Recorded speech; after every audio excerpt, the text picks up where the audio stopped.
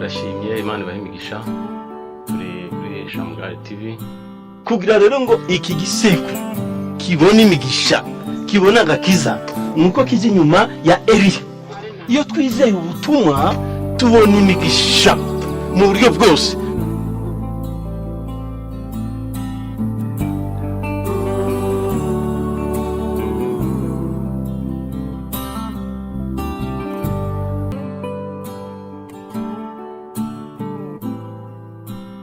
turashimye Imana ibahe imigisha turi kuri IGITEKEREZO TV kandi turabakiriye ariko twabakiriza dusenga n'Imana bice bugufi dusaba Imana yakiri mu ijuru.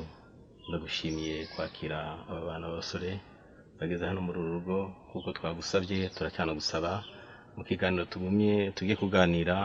Ndagusaba kugira umwuka wera ari ukituyoboramo bigusabye mu izina ry'umwami wacu Yesu Kristo, amen. Nezirewe ndakugira ngo tuvuge gato ku bijyanye n'ijambo ry'Imana, bijyanye n'imikorere y'umwuka wera. Mbishe cyane mwanifujeho ko umwuka wera imibereho ya gikristo.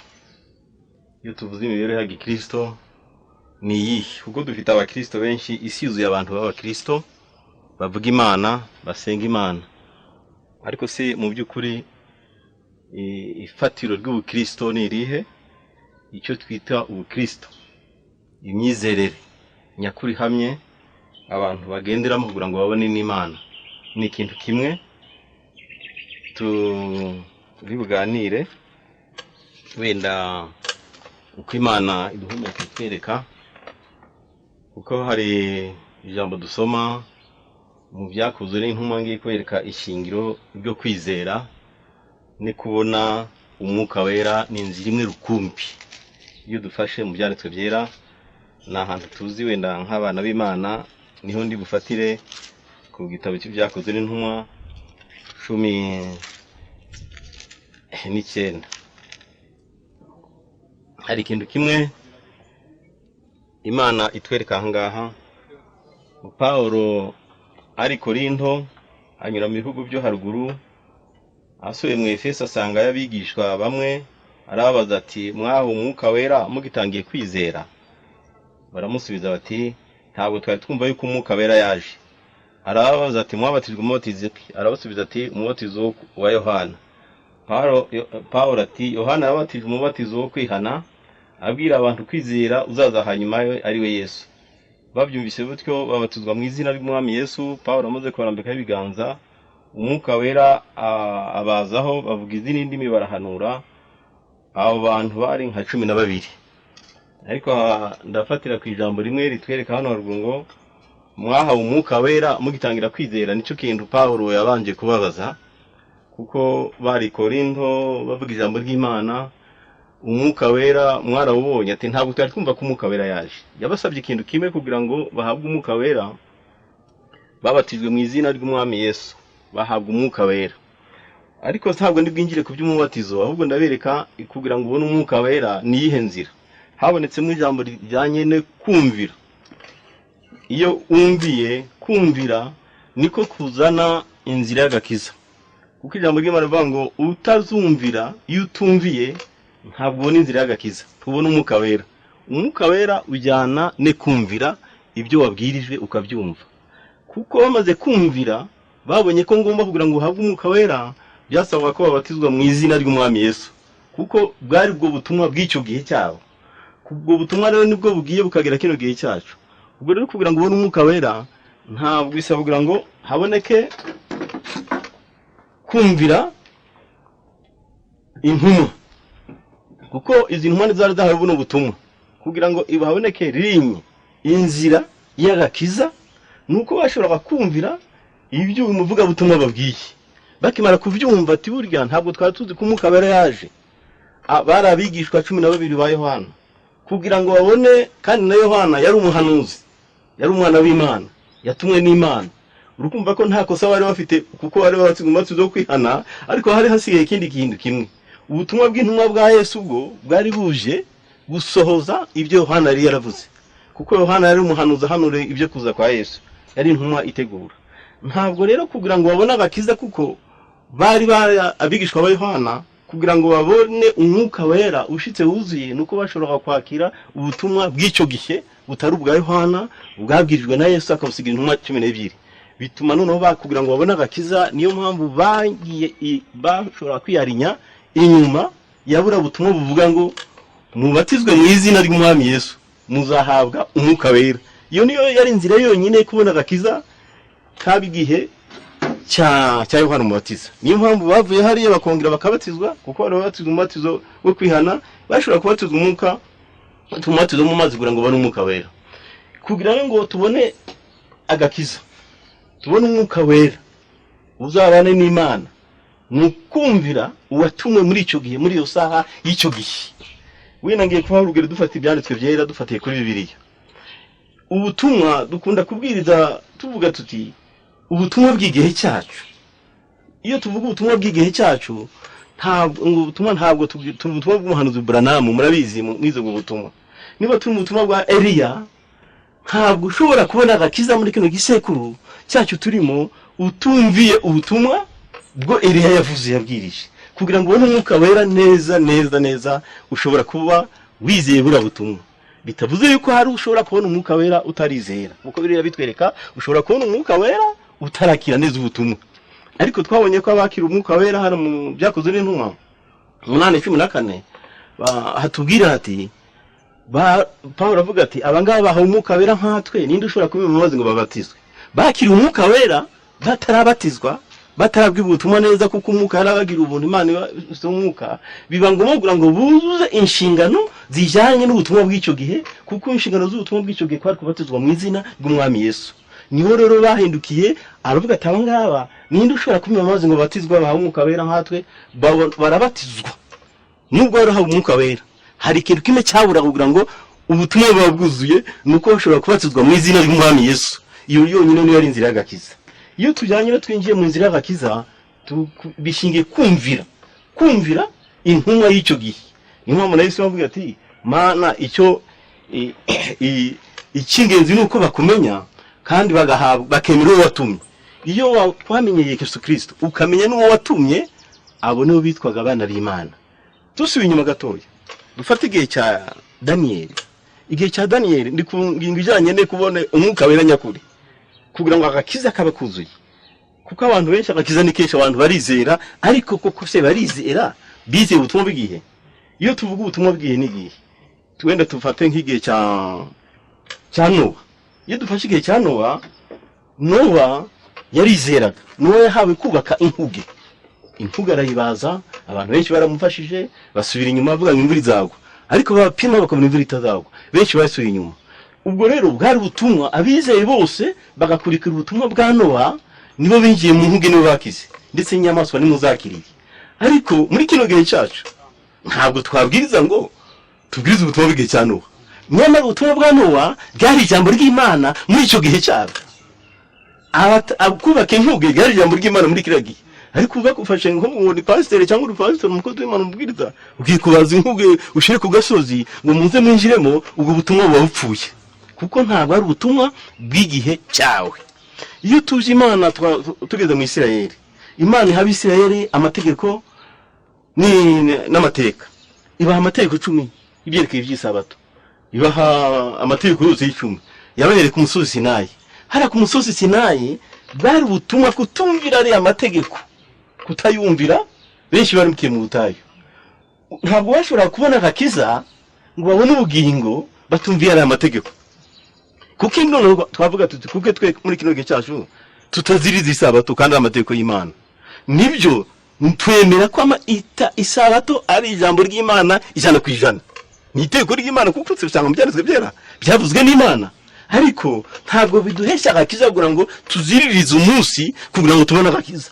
Kuko icyo gihe wari umuryango wa Yakobo, imiryango 12, kuko biravuga ngo mbahaye amategeko azabikidakuka hagati yanjye n'Abisirayeli, n'isezerano ridakuka hagati y'ubwoko bw'Isirayeli n'Uwiteka Nyiringabo.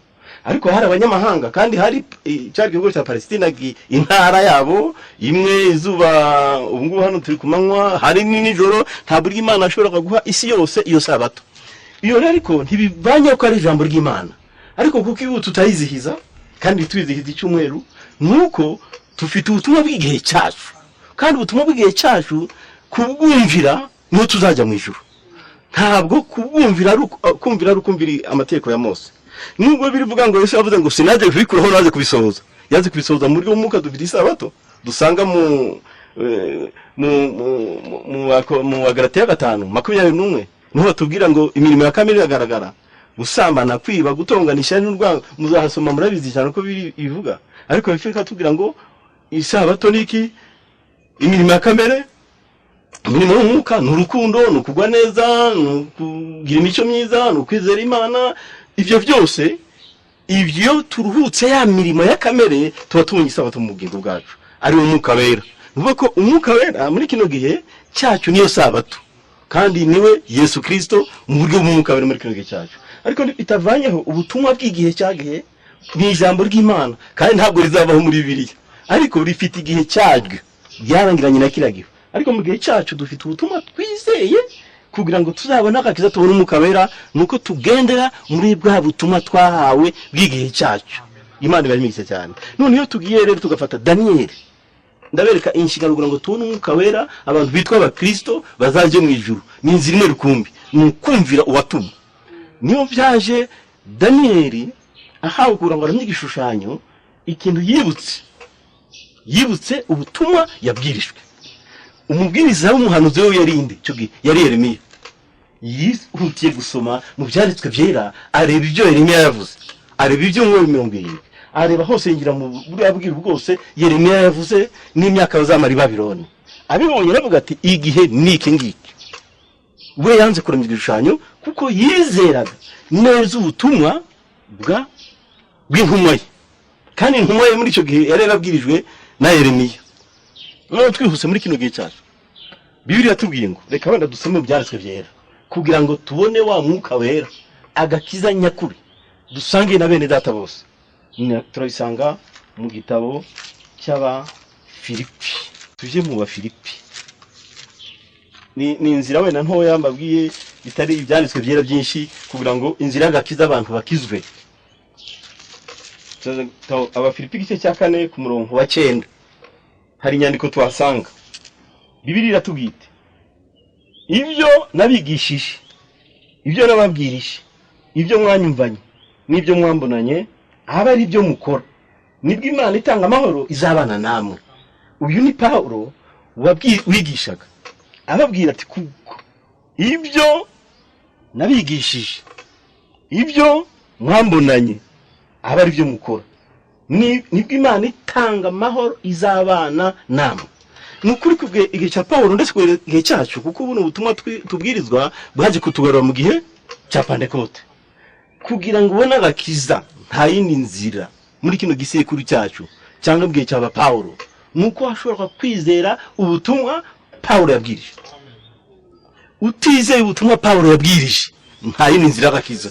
Nuko ko ari niyo yari inzira yonyine, ngo ibyo mwambonanye, ibyo mwanyumvanye nimubikora, nibwo Imana itanga amahoro izabana namwe. Kandi tubana n'Imana ryari igihe yaduhaye umwuka wera mwinjiye muri twebwe. Akomeza agenda abwira Timoteyo, tugomba igice cya 6 atubwira ngo agenda avuga ati ibyo wanyumvanye ugenda ubibwira abandi, ubibigishwe neza, ibi ngibi babibwirize n'abandi, aho niho bazabona imigisha. None mwa bafrere mu bene data, muri kino gihe cyacu none tugezemo, Imana tuzi ko yatwohereje umuhanuzi Eliya, ikabenda ariho n'ibanda. Kumvira Eliya muri kino gisekuru, twese twari abanyamadini, hari abaprotestanti, abadivantiste, abagatolika, amadini yose ngukamete, kandi yose asenga iki Imana. Ariko muri kino gisekuru Imana itwohereza umuhanuzi. Gituma tugomba kuvuga Eliya niki? Iriya jambo rivuga ngo nzabohereza umuhanuzi yari umunsi ukomeye w'Uwiteka utaraza kandi uteye ubwoba. Uwo ni uzasanganya imitima y'abana n'iy'abasi, kugira rero ngo iki gisekuru kibona imigisha, kibona agakiza, nuko kije inyuma ya Eliya. Eliya ibyo mwambonanye. Ariko hari ikintu abantu bakunda kugira isoni bavuga bati tugunda kuvuga Branham ibi byanditswe birabitubwira. Paulo waravuga ngo ntugatinye guhamya umwami Imana nanjye imbere ye, ntugatinye kumvuga kumpamya, sibyo? Ntabwo nzatinya kuvuga ngo Imana yohereje umuhanuzi muri sekuru William Mario Branham. Hari n'imico ye tugenderaho, kuko ibyo mwanyumvanye muri kino gisekuru abantu batazumvira ubutumwa bw'umuhanuzi ntabwo ari umugeni wenyine niwe uzumva buno butumwa kandi agakurikira. Wenda nsubira mbese inyuma gatoya. Iyo dufashe Eliya, bambe dufashe igihe cya Mose, tugafata igihe cya Yosuwa, tugafata Yosuwa na Kalebu, nibo twakwita ko ari bahawe umwuka wera muri kiragi. Kwakira umwuka wera kwa Kalebu, wenda tuyifate tubyite umwuka wera muri kino gihe, kuko yari Imana bakiriye. Ntabwo barebye amakosa ya Mose, ntabwo bigeze bumva amakosa ya Mose, kandi Mose yakoze amakosa. Ntabwo tuvuga ko takoze amakosa, kuko yazanye umunyamahanga akazi kandi abwiriza abantu mukazana umunyamahanga akazi, aramubwiriza. Ariko yari pura y'Imana yerekana ko Kristo Yesu azarungura umunyamahanga. Ibyo ikosa ry'umuhanuzi ntabwo ryari ikosa, ahubwo yari imigisha kuri twebwe, yari ifite ikindi cyasuraga. Niyo mpamvu Bibiliya twereka ko yakoze ikosa igihe yakubitaga kabiri ku rutare. Ariko Yosuwa na Kalebu ntabwo barebye amakosa, kuko gukubita ku rutare byabaye ikosa kabiri, byabaye ikosa rya Mose, iba probleme ye n'Imana. Ariko Abisirayeli bo banyoye amazi baranywa bahimbaza Imana.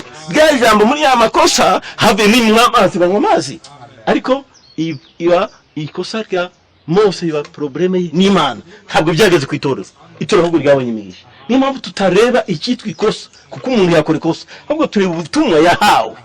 Iyo twizeye ubutumwa tubona imigisha mu buryo bwose. Niyo nzira yonyine mpamvu Kalebu na Yosuwa bagumye kwizera. Burya twavuga niba bari abanyamwuka muri kiriya gisekuru. Kugira umwuka ni ukumvira gusa ibyo Mose yavuze, tuzagendera byaba mu byiza byaba mu bibi. Mose yaravuze birahagije. Niyo nzira gusa yonyine Imana yari yakegura ngo ubone agakiza. Natwe muri kino gisekuru cyacu kugira ngo tubone agakiza ni ukumvira iby'umuhanuzi yavuze muri kino gisekuru, tudaca iburyo tutaca ibumoso. Uzi ko turi mu gihe none gikomeye cyane, abantu benshi bavuga ko bizeye muri ubutumwa bwacu. Habaye mu bice byinshi cyane, bamwe bavuga bati yakoze amakosa, yazaga guhiga, yari umuntu, yarapfuye, yagira gate. Ibyo ni ikinyoma. Dukwiye kwizera ubutumwa, kuko twabwira ubutumwa bwa Bibiliya, adusobanurira Bibiliya. Nta wundi muntu uzi Bibiliya. Uzi ko benshi bavuga ngo tufate profete tumushire kuri Bibiliya. Ntabwo uzashira umuhanuzi kuri Bibiliya, ahubwo yaje kudushira kuri Bibiliya kugira ngo idusobanurire. Ibyo bituma abantu benshi bitwa bene data bagwa badahiye. Nta wundi uzi Bibiliya kireka profete. Iyo tumwizeye rero tukizera muri ubutumwa bwiza, niho tuzabona agakiza, niho wa mwuka wera uzaza. None profete ajya kureba amazi ati ikimenyetso ko wakira umwuka wera ni iki? Profete aravuga ati ikimenyetso cyerekana ko wakira umwuka wera nuko ugendera mu butumwa bwawe bw'igihe neza, niho uzabona umwuka wera. Imana ibamigisha cyane, Imana ibamigisha. Ariko kuri ko butumwa nuko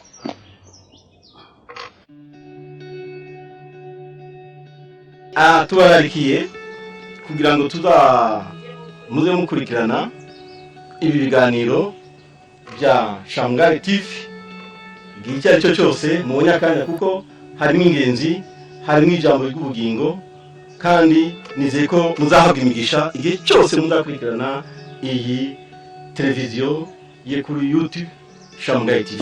Imana ibamigisha.